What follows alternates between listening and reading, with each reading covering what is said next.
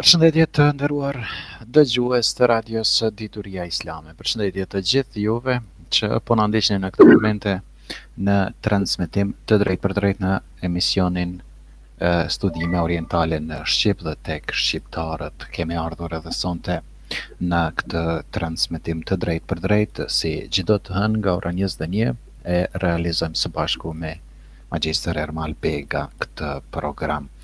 Dhe duke e përshëndetur, i dëshirojmë mirëseardhje në program Magjister Ermal Bega. Përshëndetje. Mirë se keni ardhur, me shpresë që jeni mirë me shëndetin ju dhe familja juaj. Ju dëshirojmë edhe sonte një program të mbar. Faleminderit, njëjtën gjë edhe për ju. Faleminderit shumë. Të dashur miq, sonte do të jemi sigurisht në emision të drejtë për drejtë dhe në këtë program të sontëm sigurisht do të kemi trajtimin e radhës, temës së radhës. Pra do flasim për një personalitet botëror, personaliteti i doktor Edward Said. Edward Said do ta trajtojmë sonte në këtë emision, këtë personalitet, edhe kështu së bashku do të dëgjojmë një ligjërat të drejtë për drejtë nga Magjister Ermal Bega. Prandaj edhe juve që po na ndiqni në këtë çaste, ju ftojmë të bëheni pjesë e programit duke u inkuadruar drejt për së drejti me anë të telefonatave tuaja ose me anë të mesazheve me formë pyetëse, do thotë me pyetjet tuaja të cilat i drejtoni në +383 44 88 698 në Viber dhe në WhatsApp, ndërsa po ashtu edhe një mënyrë tjetër e komunikimit është adresa jonë e Skype-it. Në Skype mund të inkuadroheni duke na shkruar në Radio Dituria Islame, është adresë e Skype-it e cila është e vënë në dispozicionin tuaj dhe sigurisht i mirëpret edhe pyetjet tuaja. Prandaj ne, duke mos humbur kohë më shumë, do të e kalojmë me një herë fjalën tek Magjister Ermal Bega për të nisur trajtimin e kësaj teme, e më pas do të kthehemi në pyetjet tuaja të dashur miq. Përshëndetje edhe një herë aty. Faleminderit. Urime për ju dhe për emisionin dhe shpresoj të dëgjosit janë mirë. Shpresoj. Në shpatot të vështira. Faleminderit se që përmendë dhe vetë për temën e sotme, në nduam të flasim një nga personalitet më të njohura në studimore të botës, së sotme moderne, i cili ka qenë një studiues i orientalizmit, por në fakt ka mbaruar përgjithësi angleze, dhe ta trajtoj pak më vonë, dhe konsiderohet nga intelektualët më të mëdhenj dhe njohësit më të mirë të fushës së orientalizmit, të politikës moderne, të lindjes së mesme. Mos harrojmë edhe një njohës i mirë i islamit, do thotë islamolog, sepse vetë origjina e tij arabe bën të tillë, por do ta seroj edhe këtë më shumë. Dhe është një nga personalitetet i cili ka dhënë kontribute të shumta gjatë kohës që ka jetuar deri në momentin që ka ndruar jetë. I ndjeri doktor Edward Said bile para kësaj të bëj një hyrje tjetër që me jo pa qëllim me lëmë figurën e doktorit Edward Saidit ta diskutojmë sot edhe pas një kohe shumë gjatë që jemi në ligjërat të drejtë për drejtë, me qëllim e kemi lëmë për arsye sepse siç je edhe ti edhe dëgjuesit të ditur të njohur tashmë, që ne kemi nisur me një varg ligjëratash në fushën e studimeve orientale, ku që nga fillimi kemi nisur çfarë studiohet, ku studiohet, etj deri tek orientalistët shqiptar të mëhershëm, por jo duke harruar datat të sotmit ose të kohës sotme, që kanë dhënë kontribute shumë dhaja në aspektin e studimeve orientale ose të orientalizmit.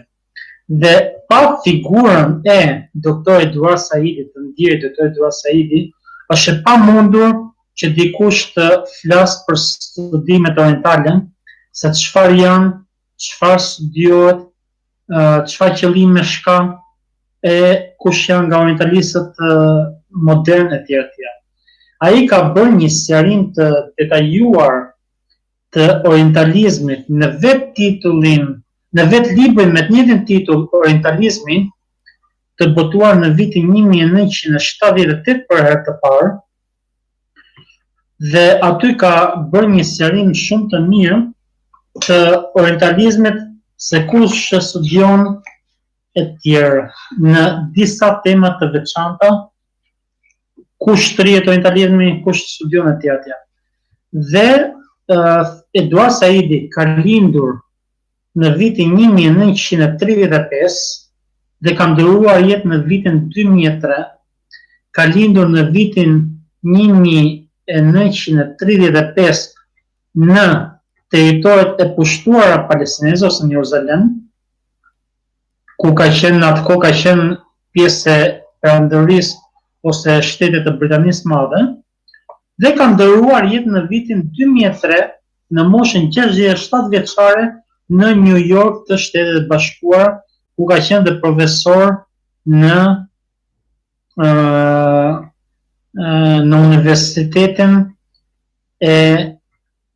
në një universitet në Amerikë që për momentin s'po më kujtohet.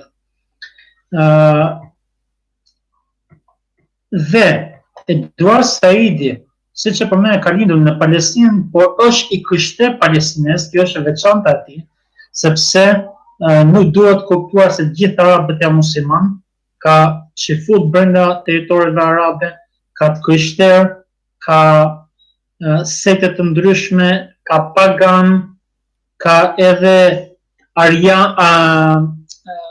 asirian, si Siri për shembull, ose në Fenikasit e hershëm, siç është në Liban e tjerë, ose koptët në Egjipt.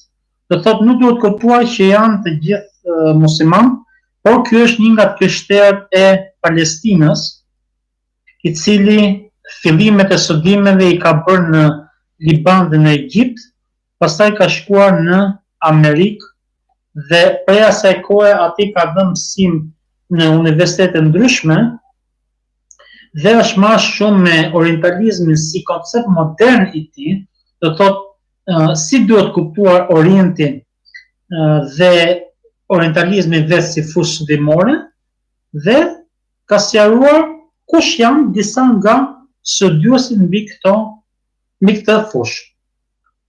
Ai personalisht është marrë shumë me orientalizmin, siç përmenda, ka qenë një intelektual shumë i njohur në Columbia University, në Universitetin e Columbias, ku ka qenë profesor lehtësisë angleze atje.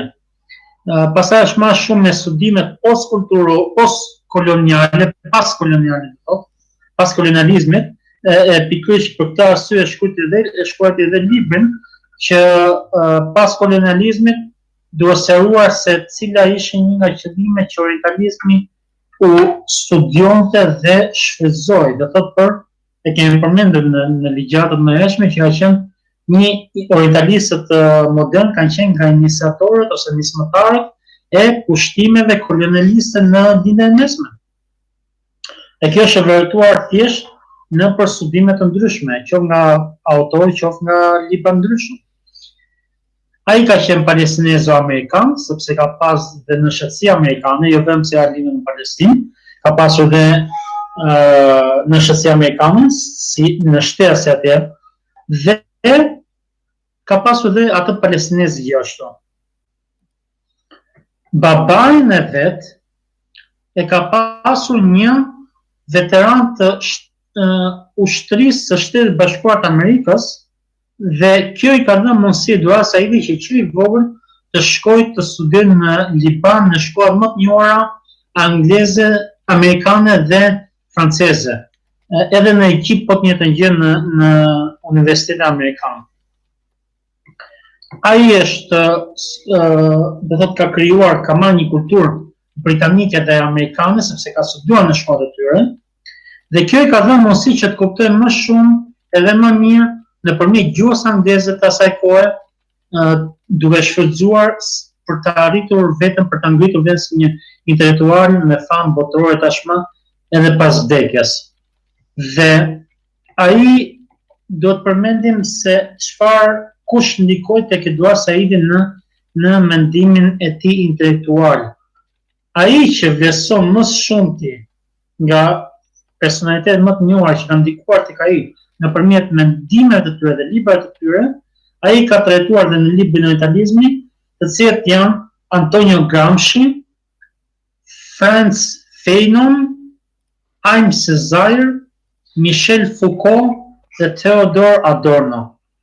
Këto janë 5 emrat që ai është ndikuar më shumti në jetën e tij për të arritur aty ku ka qenë.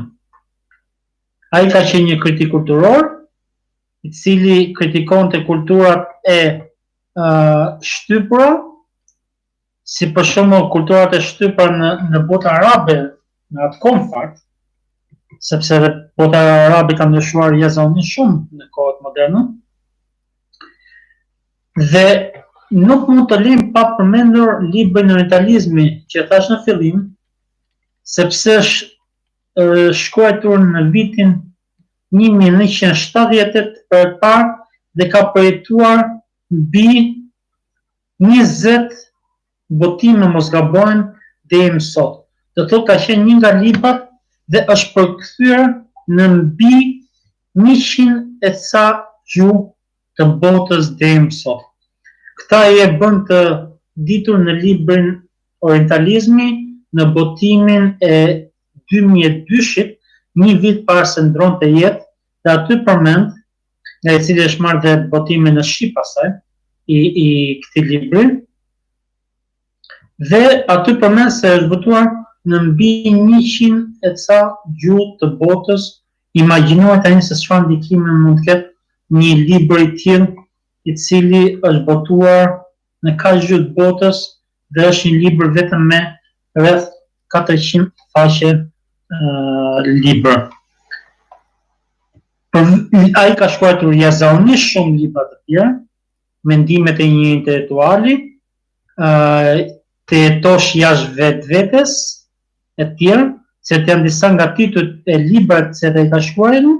Ai ka qenë autor i shumë shkrimeve të botuara në revista dhe gazeta amerikane, por edhe në botën arabe, në gjuhën arabe dhe angleze, ku nga revistat nga gazetat më të njohura të botës arabe në gjuhën angleze, ku ai ka qenë më i përditësuar me shkrimet i, ka qenë gazeta Al-Ahram, Piramidat, e cila botohet ende sot tek kësaj dite në Kairo të Egjiptit, dhe shumë prej shkrimeve të tij ai ka botuar atje në fejtone dhe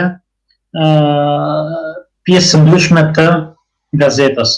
Por nuk ka munguar dhe shkrime në revista dhe gazeta të tjera studimore dhe shkencore të Amerikës, të Britanisë e tjera. Fatmirësisht në Shqip kemi disa libra të botuara nga ana e Eduard Saidit, botimet e Eduard Saidit, dhe ka ndikuar jo vetëm libri i tij, por edhe mentaliteti i tij ka ndikuar edhe në gjuhën shqipe, edhe jo në gjuhën shqipe, në fakt po do të thotë intelektualët shqiptar, studiosi që me orientalizmin ose historian ose thjesht studios të ndryshëm, dhe është për të çuditur se nëse shkruhet një libër në lidhje me orientalizmin, nuk mund të lihet kur pa u përmendur emri i kësaj figure, i këtij personaliteti me famë botërore tashmë. Do të thotë, në çdo libër që do të hasni, do të gjeni në lidhje me studimet orientale, padyshim figurën dhe emrin e doktor Eduard Saidit të ndjerë, dhe kryesisht librin e orientalizmi do ta gjeni aty, sepse ai ka përfshirë, ka bërë një punë kolosale që nuk e ka bërë as kush tjetër. Dhe një nga kundërshtarët e tij, që është ende gjatë sot e kësaj dite, është Bernard Lewis, ku ai është marrë me studime islamologe dhe orientale, dhe ka qenë një kundërshtar i hapur, po e themi hapur në forza, i doktor Eduard Saidit, sepse Edward Saidi ka bërë edhe një mbrojtje të botës arabe, ka bërë një mbrojtje të Orientit, atij të Orientit Islam që quhet, ka bërë një mbrojtje jashtëzakonisht madhe të Islamit vet, edhe për kohën moderne është për të çuditur që në disa përshkrime të tij ka bërë përshkrime jashtëzakonisht studimore dhe intelektuale, pranuara intelektualisht dhe nga ana logjike mbi Islamin, do thotë nga studimet islamologjike është marrë shumë epse vetëm që musliman, po ai qenë shamjes i tij. Dhe këtë e vërteton për shembull në shumë përshkrime të tij, ku një prej tyre do të ishte Living in Arabic, të jetosh në gjuhën arabe, shkrim të cilin e kemi botuar dhe neve në gjuhën shqipe, dhe është shkrimi i parë të cilin e kemi botuar në emër të qenies tonë në revistën kulturore shkencore për studim orientale URA në Tiranë, por do ta përmend më tej pak se çfarë kontribuesh kemi dhënë në Shqip dhe si organizat në lidhje me Edward Saidin. Dhe ka qenë një mbrojtës i gjuhës arabe i botës arabe e tjera. Dhe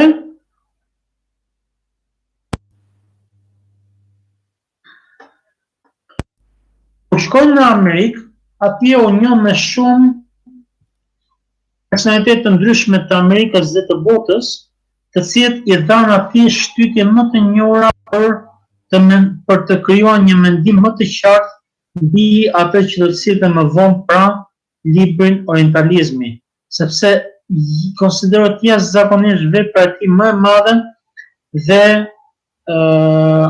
më e suksesshme në gjithë botën për tij. Ka qenë një njohës i gjuhës angleze dhe profesor biletësi i tij, sepse ka qenë profesor në Amerikë, në universitet, ka qenë njohës i mirë dhe histori i gjuhës dhe lehtësisë dhe historisë franceze gjithashtu e tjera. Në vitin 1967, mos ka bëhen diku, ai ka qenë edhe në Palestinë në një nga kohët e tij, në një nga herët e tij, ku ati është një foto shumë e njohur në internet, ai duke gjuatur me gur kundrejt ushtarëve izraelit, ushtarëve që fut pra, dhe sepse ai e dinte që gjaku i flonte në venat e tij ishte arab, e dinte që çështja arabe pa Islamin nuk mund të mbijetonte dhe çështja palestineze e vriste atë sepse ishte jashtëzakonisht kundër pushtimit me dhunë nga Izraeli për të krijuar më vonë shteti i Izraelit dhe ishte shumë kundër asaj. Dhe për të kanë shkruar shumë, siç përmenda, shumë studiues kanë marrë prej tij, sepse kanë shfrytzuar dhe emrin dhe librin e Orientalizmit, por dhe libra të tjerë. Po jashtë janë krijuar dhe shkrimet, janë shkruar të shkrimet për të, janë krijuar edhe poezi për të, si poezi shumë famshme janë disa nga autori egjiptian Mahmoud Darwish, që është edhe fituesi i çmimit Nobel, ka bërë disa poezi jashtëzakonisht prekshme në lidhje me jetën e tij, ku tregon që ai është me origjinë palestineze dhe i mungon atij vendet sepse kontributi i tij ka qenë shumë me rëndësi edhe për mbrojtjen e Orientit për Palestinës. Të kthehemi pra te libri Orientalizmi që është vepra e tij, aty zbulon se si Perëndimi e shikon dhe e përshkruan lindjen dhe tregon se çfarë mentaliteti nëpërmjet termave ne dhe ju të krijuar nga Perëndimi dhe sqaron mbi çështjen e neve konsiderohemi si perëndimor më intelektual, më qytetëruar e tjerë, të thotë ju, bota arabe e tjerë, jeni më të parapambetur dhe të tjera. Ndërkohë kjo është jashtëzakonisht kundër modeleve të intelektuale të sotme, sepse sot ka parulla të tjera në Europë për shembull, si të gjithë të ndryshëm, të gjithë të barabartë, prandaj sipas kohës është bërë sipas vendit, është bërë dekovendi, kur e thënë, që në atë kohë që ai ka jetuar, atëherë u krijuan të ndarje grupore mes njerëzve, ku perëndimorët i konsiderojnë vetëm më qytetuar dhe i konsiderojnë më parapambetur lindorët, kryesisht muslimanët edhe bota arabe. Libra të ndryshëm të tjera si Jashtë vetes e tjera është shumë i njohur dhe fatkeqësisht nuk e kemi në shqip, por nga libra që kemi në shqip kemi Orientalizmin, si ne kam këtu para meje, është një botim i shtëpisë botuese Logosa. Ky është botuar në vitin 2009 në Shkup, por fatkeqësisht janë botuar në të njëjtin vit, janë botuar 2 përkthime të ndryshme të këtij libri, mbase nuk është e drejta përmend këtu, por përmend që kur është botuar ky libër 2 herë në Shqip, një herë në Shkup në fillimisht, por edhe në Tiranë pastaj,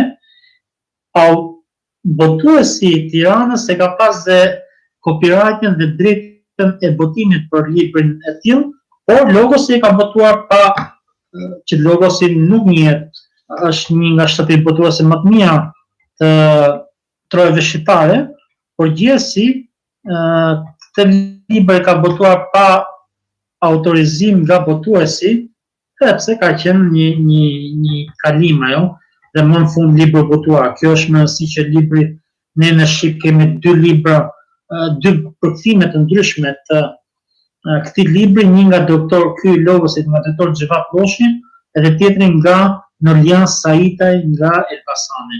Të dy janë të Shqipërisë përkthyesit dhe është një shtim i kësaj vepre të madhe në gjuhën shqipe. Logosi pasaj ka botuar dhe një, Logosa në Shkup ka botuar dhe një libër tjetër nga doktor Eduard Saidi, i cili është mendimi i intelektualit, mos gabojmë, nuk po e gjija dot deri tani, por fatmirësisht e kemi me data. Nuk duhet të lëm pa përmendur se edhe organizata që unë drejtoj në Tiranë, prej vitit 2008 ne jemi marrë shumë me Eduard Saidin dhe në revistën kulturore shkencore për studime orientale URA, ne çdo numër kemi botuar prej vitit 2008 dhe deri më sot kemi botuar dhe botojmë çdo numër nga një shkrim nga ky autor. Dhe sepse i kemi dhënë një vlerësim jashtëzakonisht të madh veprës së tij dhe personalitetit të tij, dhe përveç kësaj në vitin 2014 neve kemi organizuar më saktë në 27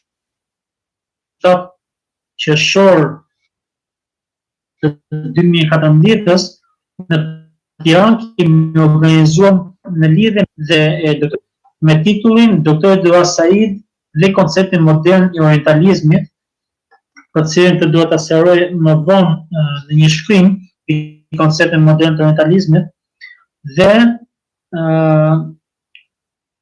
ku ftuam personalitete nga Tirana, ku kishim doktor Susarovën, studius shumë i madh, analist shumë i madh i studimeve orientale, i cili me librin e tij Arratisa nga lindja, ku ka marrë dhe padyshim është një vepër shumë e mirë, por nëpërmjet shkrimeve ka botuar dhe librin, ku ka përmendur dhe shumë Eduard Saidin, dhe kishte një pozicion shumë të mirë që ne patëm të ftuar dhe patëm mirësinë që ta kishim pjesë të këtij simpoziumi.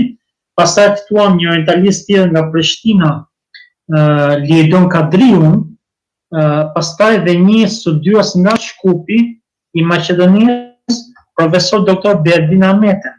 Të tre këta ligjërues, ku kisha ligjëratën time, kemi mbajtur një simpozium i cili ka pasur goxha interes dhe kanë qenë shumë të ftuar në atë moment. Ku patëm nderin vërtet që nga gruaja e doktor Eduard Saidit Miriam Said, e cila është profesoresh në Amerikë, e kontaktuam drejt për drejt dhe ajo na dha një mesazh urimi dhe përgëzimi për këtë simpozium, sepse është i pari simpozium shkencor i cili organizohet për një figurë të tillë, jo vetëm Tiranë, jo vetëm Shqipëri, por në gjithë troret shqiptare. Dhe ne do të vazhdojmë të japim kontribute në jetën dhe veprat e tij dhe kontributet e tij, sepse padyshim do ta shfrytëzojmë se ishte gjallë, por nuk patëm mundësi se ishte gjallë kishim kontakte me të, por nëpërmjet gruas së tij shfrytëzuam që të merrnim një mesazh urimi që ky simpozium shkencor i pari të lloji në troret shqiptare të ishte me një rëndësi dhe të jepi rëndësi më e madhe në lidhje me përnjohjen e tij sa më të mirë.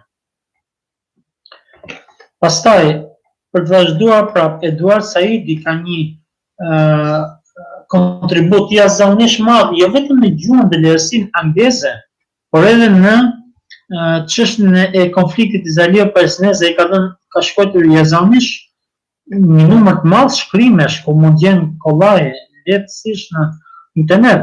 Por kryevepra e tij mbetet jashtëzakonisht libri Orientalizmi, sepse ai ka bërë një përfaqësim të kulturor dhe një sqarim jashtëzakonisht mirë të çfarë është orientalizmi e tij.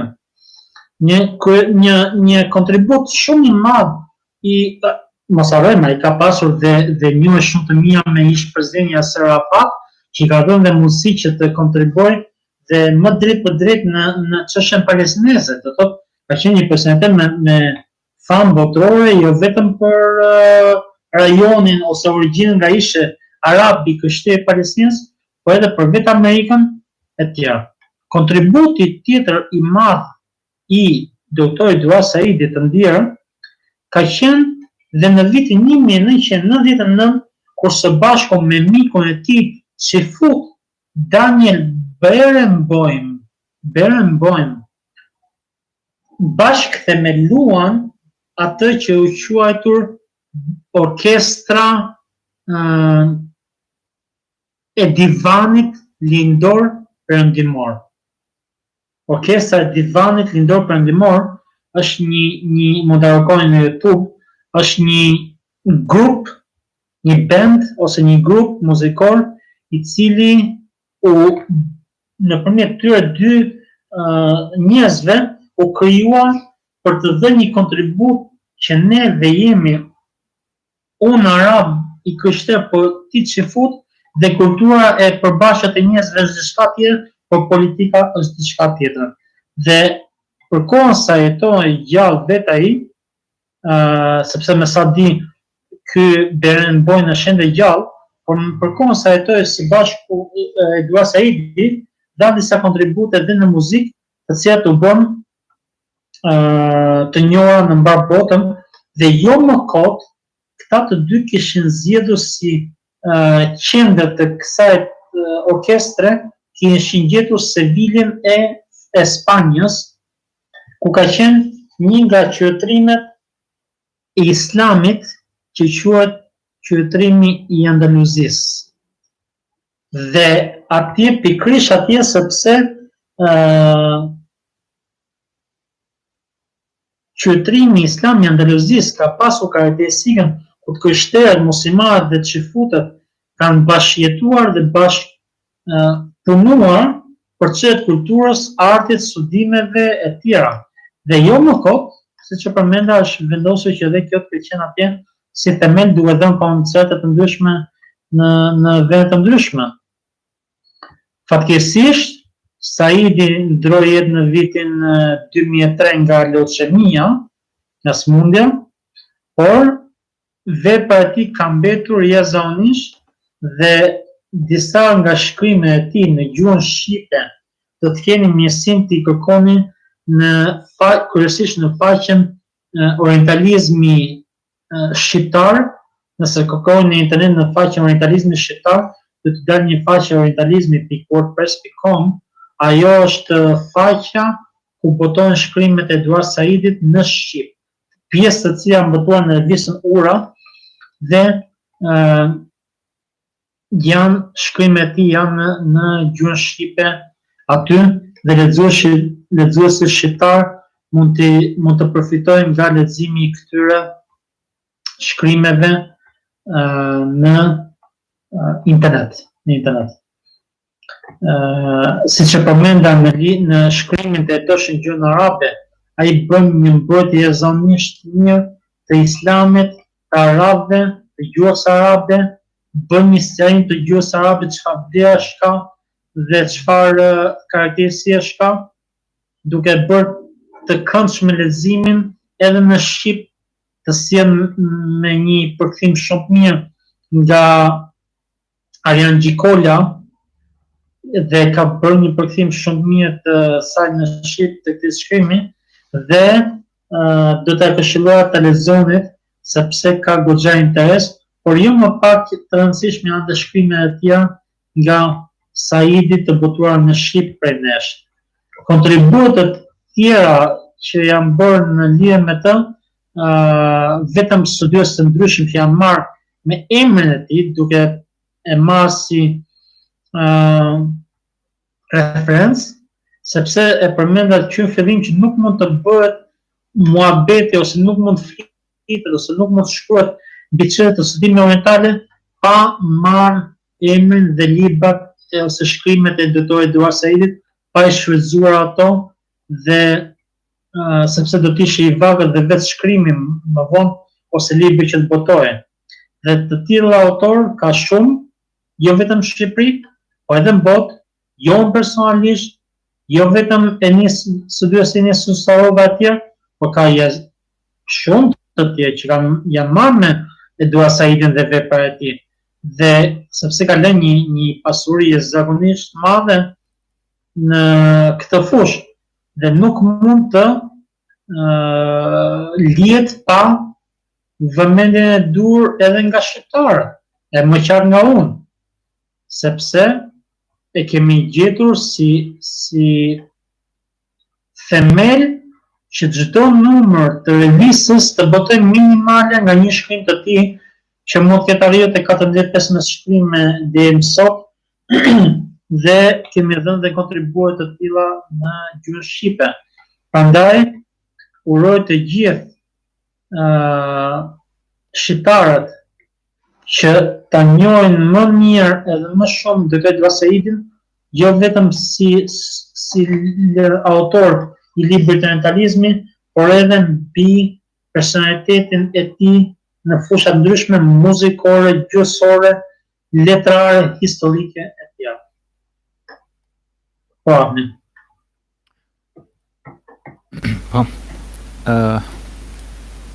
mirë, ne ju falenderojmë shumë për këtë ligjëratë të santme mbi këtë personalitet të rëndësishëm botror dhe do të kalonim gradualisht në pjesën e pyetjeve, edhe pse duhet thënë që në fillim se pyetjet janë të pakta që kanë arritur nga dëgjuesit për këtë personalitet, edhe kjo mua më shtyu që ta nis me këtë pyetje të parë.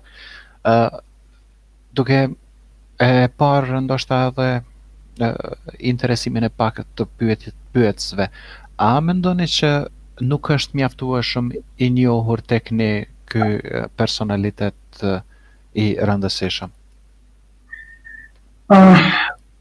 Mendoj që nuk i lëshon rruga e dur ose hapësira e dur për të njohur më mirë.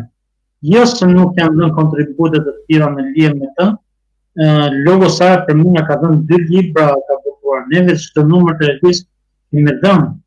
Por edhe degët e orientalistikës në Prishtinë dhe në Tetov nuk di t'i kanë dhënë dhe rëndësi të veçantë, sepse nuk ka ndonjë shkrim që kanë bërë në lidhje me këtë me sa di unë paktën, ose nuk kanë bërë ndonjë hapje ose ndonjë prezantim në lidhje me këtë figurë, po gjithsesi nuk është se mungon kontribute për të, po mungon vetëm në bazë një mënyrë më e mirë e prezantimit të veprave të tij, minimale veprave të tij, sepse sa ishte në jetë ai gjallë, ka treguar veten e tij dhe njerëzit e kanë njohur sa ka qenë gjallë.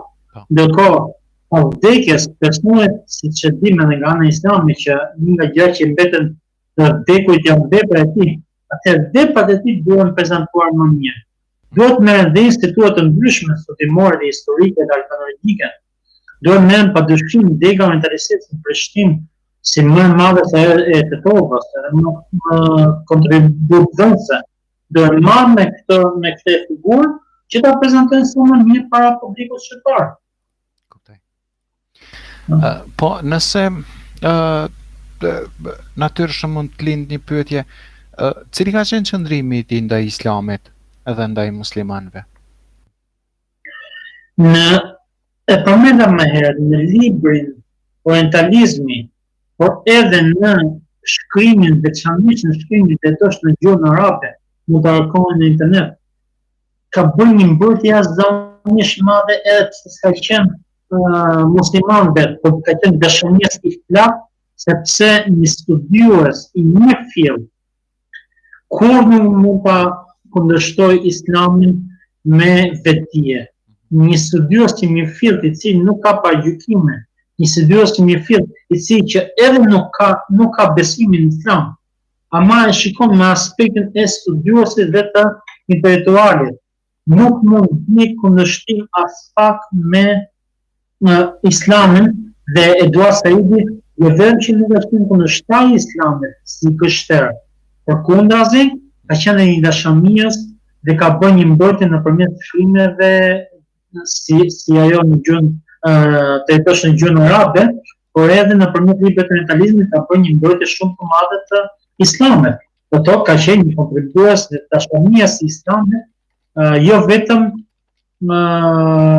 me fjalë, por edhe me vepra, nëpërmjet gjëratave e ka bërë në Amerikë, në gjëra të ndryshme ku ka dhënë në universitet, Columbia University, e ka mbrojtur. Ka qenë një dashamirës dhe mbështetës i madh i Islamit dhe të muslimanëve. Dhe përmenda më herët që kontributi i tij në lidhje me mbrojtjen e gjuhës arabe te ky shkrim që përmenda, më lart ka qenë një niveli shumë të madh që as vetë arabët nuk janë në gjendje ta prezantojnë aq mirë në kohën e sotme. Po. E kuptoj. Mirë, ju e përmendet pak më lart që qoftë organizata juaj, qoftë revista që ju e botoni, revista Ura, pra jeni marrë me këtë personalitet.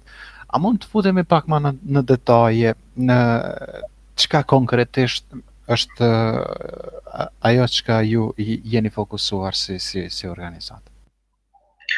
Neve na ka interesuar më shumë Dijavni. Ai ka shkruar dhe shumë shkrime mbi politikën, gjëra që në fakt nuk na ka interesuar shumë. Na ka interesuar çështja palestineze, por jo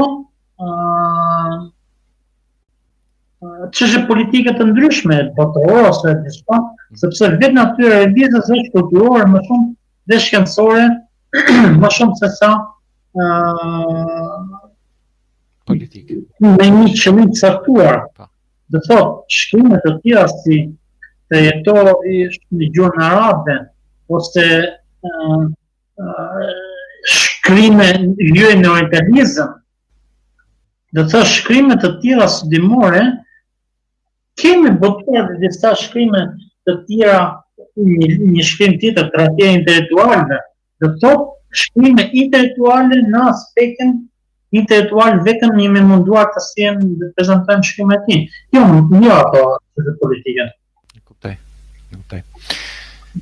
Mirë, ne në përgjithshëm do thotë si shqiptar kemi njohur mbase personalitete të ndryshme botërore, por edhe ata mbase kanë njohur realitetin tonë. Cili ka qenë po them njohuritë e tij për këtë pjesë Ballkani dhe kryesisht ose konkretisht për popullin shqiptar? Me sa jam i njohur nga leximi i librit të orientalizmi edhe disa shkrime, është fatkeqësi mund ta quaj si shqiptar, sepse me sa di ai ka qenë një mbrojtës i serbëve në lidhje me luftën e Kosovës. Jo se ka qenë kundër shqiptarëve, duhet ta bëjmë këtë dallim, sepse nuk mund të thuhet se ka qenë kundër shqiptarëve, sepse ka një shkrim mbi çështjen e luftës Kosovës. Mbi luftës Kosovës, në fakt, ndiktimin e Amerikës kundër Serbisë, sepse ta them me drejtën, Serbia ka qenë ose ish Jugoslavia ka qenë një shtet me ndikim të madh edhe në botën arabe. Do thotë, sidomos janë ndikuar dhe te Palestina, kanë ndikuar në Liban, në Siri, do thotë në Egjipt. Marrëdhëniet e ish Jugosllavisë ka pas diplomacinë jashtëzakonisht njohur dhe të famshme, dhe nuk ka qenë lehtë të ndërprej kollaj. Dhe besoj që edhe Yasser Arafati vet ka pasur një lidhje me Titon për të çuar ushtar ose për të pasur mësim ushtarake për njerëzit e vet, nuk e di. Po patyshim dhe Eduard Saidi nuk e di a ka qenë në diku në Ballkan, ka vizituar apo jo. Por nëpërmjet njohjeve dhe takimit që ka pasur, ai ka njohur, padyshim ka njohur çështën shqiptare, por nuk di dhe një shkrim që të ketë përmendur mbi shqiptarët. Gjithsesi Ballkani ka njohur, sidomos kryesisht ish Jugosllavinë, sepse ka qenë meta e tij në fund. Atë një të rinj sot nuk e njohin në Jugosllavinë kush është, po njohin Serbinë si shtet për shembull. Është logjike kjo. Dhe personi në jetën kur jeton nuk mund ta kajtuar me intelektualin ose me mentalitetin që ka pasur në atë kohë. Po jam I sigurt që kanë njohur dhe troje shqiptarë. Kuptoj. Pikërisht duke gjërmuar pak a shumë në internet deri sa po e ligjeronit ju, unë do thotë Hasani në pikërisht në këtë reagimin që e ka bërë gjatë kohës sulmeve amerikane. Dhe rrjedhimisht më lindi kjo pyetje, por doja që të ndaleshim mbi atë me të cilën është shquar ky si personalitet, do thotë fusha e tij specifike me të cilën ka pas kredibilitetin edhe atë saktësinë ose atë privilegjin e njohjes së tij. Ajo që e ngritë më shumë ishte kur po kritik letrar. Kritik letrar në kohët e sotme ka qenë vështirë, sepse I di që ti kritikosh një literaturë të një populli, si literaturën amerikane ose në publicit letërsim, të thotë vlerësim për sa qëllim në shkruar, në të kuptim të qenë kritik letrare. Do të dojë kryesisht mbi çështjen e Orientit dhe dijes mesme dhe botës islame në përgjithësi,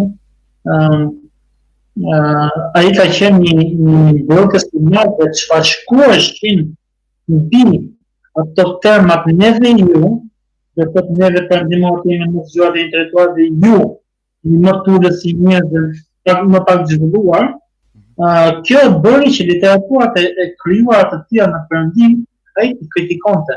Për të arsye u quhet kritik letrar, sepse ai u bëri famshëm për njërin për mbrojtjen e çështjes së klauzës palestineze, që e përmenda që një njeri duhet të zgjuar për kohë që ka jetuar jo çfarë ka menduar ai me syrin tonë.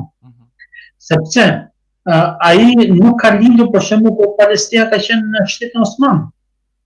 Dhe është logjike tani që për kohën që ka jetuar ai ka dhënë kontributin për atë që ka jetuar. Por ajo që bëri më të njohur në botë, ka qenë edhe libri I librit si autor, ka qenë autor të thotë, ka qenë dhe kritik letrar që dhe profesori I Universitetit në Amerikë. Dhe këto kanë qenë ato që ngritën më shumë të figurë të Saidin. Në botë, përgjithsisht në universitetet që realizojnë studimet orientale në përbot, sa është mjaftueshëm personaliteti i tij i trajtuar në studimet që sot i bëjnë në universitetet më të mëdha botërore të orientalistikës. Absolutisht, me papa njoj unë të gjitha qendrat dhe katedrat e studimeve orientale në Perëndim kryesisht, por edhe në linjën e largët. E përmenda që në librin në botimin e fundit të librit të orientalizmit në anglisht të tij, ai ka përmendur dhe përkthimin e fundit të bërë në Vietnam. Do thotë ndikimi i tij ka dhënë ndikim librit i tij dhe mendimi i tij intelektual ka dhënë ndikim dhe në Azinë e Largët. Do thotë institutet dhe popujt dhe katedrat të ndryshme, organizata të ndryshme kulturore, shkencore në gjithë botën kanë dhënë janë mirë me Eduard Saidin në lidhje me çështjen e Orientit dhe vetë Orientit dhe të studimeve orientale.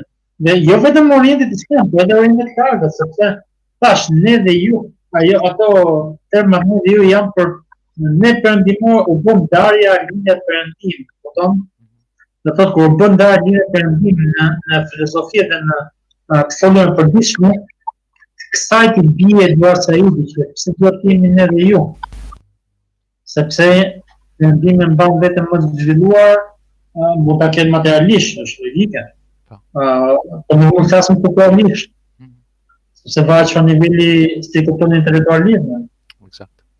Po gjithsesi për ta përmbytur, kontributi i tij dhe fama e tij ka marrë vend ku i thënë në shqip që është përmendur dhe ende përmendur edhe pas vdekjes, sepse ka lënë një vepra dhe shkrimë dhe botime të pabotuara më herët për dikujt. Nuk besoj se një vepër si orientalizmi do të botojë sërish deri sot. Sepse është e çuditshme që kjo vepër që ai ka shkruar nuk i ka shkruar për një popull caktuar, por i ka shkruar me një mentalitet që të vazhdojë ai mentalitet. Do thotë është një koncept i sqarimit më qartë. Titulli thotë orientalizmi, koncepte perëndimore për Orientin. Është e vërtetë që është për koncepte perëndimore për Orientin këtë kohë. Sa ka qenë gjatë dhe deri sot e kësaj që jemi në gjatë. Por nuk mund të thuhet se besoj do të zgjasë për një kohë gjatë kjo periudhë që ne dhe ju do të vazhdojmë edhe plus konceptet e tilla do të zhvillohen gjatë ditës në Europë e Perëndim. Po ndikimi i tij ka qenë enorm. Do përmendet në çdo literaturë, në çdo libër që bëhet fjalë për Orientin dhe orientalizmin si shkencë, por edhe Orientin si koncept geografik, do ta gjeni emrin e tij të përmendur atë referenca nëpërmjet shkrimeve dhe librave të ndryshëm. Të kuptoj. Mirë, nuk e di nëse na ka ngelur diçka tjetër të themi për këtë personalitet, nëse mendoni që kemi për të shtuar akoma, me kënaqësi do të vazhdonim, nëse ju, pse jo me një porosi përmbyllëse do të shkoni. Ka një zakonisht shumë për të folur në ndjenjë me Eduard Saidin. Por duke llogaritur dhe kohën, unë vetëm po shtoj diçka të fundit se ka një veçanti avni për botimin e parë të librit të orientalizmit, sepse është botuar në vitin 1978 dhe viti 1978 është gjithashtu edhe viti ku unë kam lindur. Do thotë, zoti i di si i lidh punët, por është një lidhje që edhe pse u bëra studios i orientalizmit, si vje jeta, se do ta mendoje mbase në këtë gjë. E kuptueshme. Mirë, mund pse jo, për shembull, ju si qendër e studimeve orientale edhe si organizatë njëkohësisht edhe si revistë, a mendoni që do të merreni në të ardhmen me këtë personalitet, do thotë duke përkthyer nga veprat e tij ose duke u marrë me biografinë e tij, duke tentuar që të hidhni dritë më shumë mbi këtë personalitet? patjetër kryesore që revista Ura e ka si bazë që çdo numër të saj do të ketë nga një shkrim të përkthyer nga Dr. Eduard Saidi, shkrim të përzgjedhur, nuk mund të them çdo shkrim të tij, se njëri është dhe ai ka gabimet dhe koncepte të tjera, si nëpërmjet shkrimeve ose libra, por gjithsesi çdo numër të revistës ne do të sjellëm nga një numër të tij do ta vazhdojmë.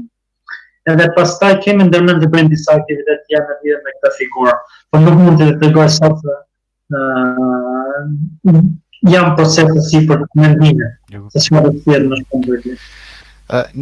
Një pyetje momentit fundit që na vjen prej një dëgjuesi, thotë, desha të ju pyes, po flisni për një revistë që botohet në Tiranë, thotë, por a është në shitje kjo si revistë dhe ku mund ta gjejmë? Revista Ura është në shitje, janë diku për momentin kemi një 7 numra të saj, por mund na kontaktojnë nëpërmjet faqes internetit Asfos Albania, mund ta gjej kollaj aty dhe mund na dërgoj një mesazh, ose te adrese na dërgoj një mesazh te Ermal Bega, aty edhe mund ta gjej mund ta çoj një mesazh, mund t'ia dërgoj kollaj ku është. Bukur. Unë ju falenderoj shumë edhe sonte për pjesëmarrjen që patët në program dhe më shpresë që kemi arritur sadopak me anë të këtij emisioni të flasim mbi këtë personalitet të rëndësishëm, Eduard Said, edhe shkojmë gradualisht ka mbyllja, sigurisht duke më shpresuar që do të dëgjohemi sërish në javën e ardhshme dhe do të kemi sërish një trajtim tjetër. Deri atëherë besoj që të keni ju shëndetjen dhe familja juaj në këtë kohë pandemirash, Zoti na ruaj të gjithëve sepse kemi ardhur në një gjendje me të vërtetë që të shohim ditë për ditë, jo më gjatë. Po gjithsesi mendimin e Zotit shpresoj t'i kalojmë gjitha këto sfida. Faleminderit shumë. Faleminderit shumë, shëndet. Natën e mirë. Faleminderit. Të dashur dëgjues të radios Dituria Islame, kemi qenë në transmetim të drejt për drejt në emisionin Studime Orientale në Shqip dhe tek shqiptarët me Magjister Ermal Bega, ishte ligjeruesi sëntëm në këtë program dhe ne hapasapi do të shkojmë në mbyllje të këtij programi duke ju përshëndetur të gjithëve në emër të stafit të radios Dituria Islame, në emër të gjithë ekipit që përkujdeset për emisionet në valët tona. Ju përshëndes unë Avni Lugiqi, si drejtuesi i programit, dhe ju dëshiroj një mbrëmje të mirë deri në takimin tonë të radhës. Mbesni në mëshirën e të Madhit Zot. Natën e mirë.